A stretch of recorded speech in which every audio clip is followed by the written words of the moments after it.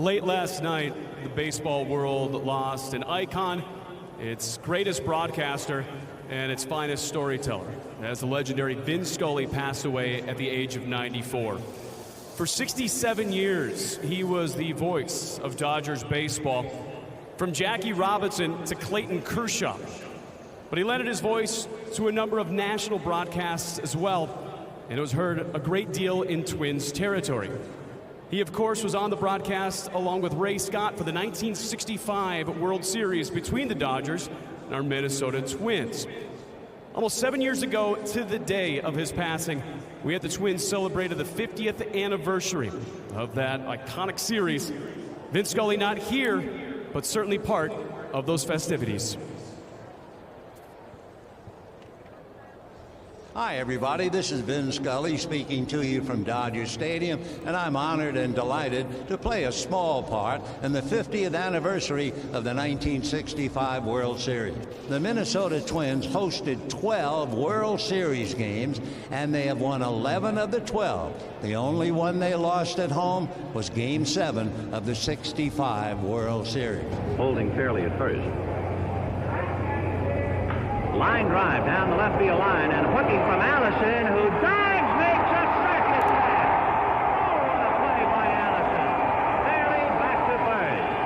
A tremendous play by the Minnesota left fielder.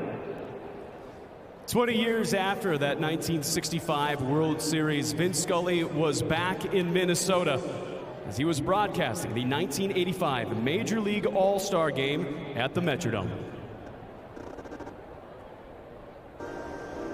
Before we get to the starting lineups in the actual ball game, I think it would be a pretty good idea for Joe and me to take you hand in hand for a tour of the Hubert Humphrey Metrodome here in Minneapolis.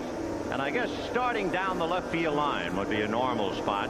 It is 343 feet from home plate to the left field corner. But the first thing that jumps to your attention is the left field wall. There's a plexiglass.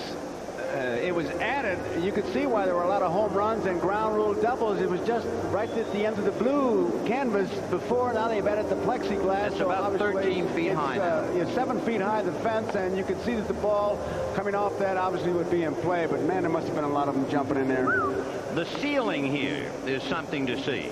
When you first walk in here and you look up, it looks like countless number of sails that have been strung out to dry, and the first thought is somehow you've blundered into 2 years before the mast.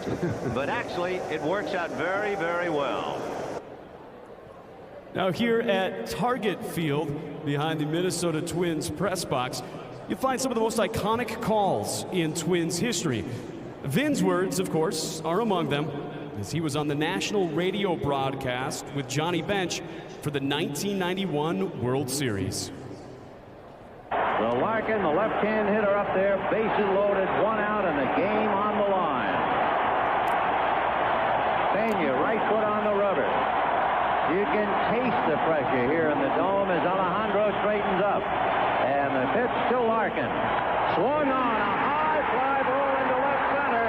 The run will score, the ball will bounce for a single, and the Minnesota Twins are the champions of the world.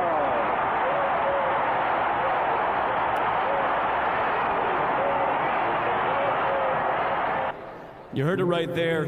Perhaps Vin's greatest quality was knowing when not to talk. Just let the sound of the ballpark tell the story. Let's follow his lead. We ask that you please rise, join the Minnesota Twins and the Detroit Tigers in honoring legendary broadcaster Vin Scully in a moment of silence.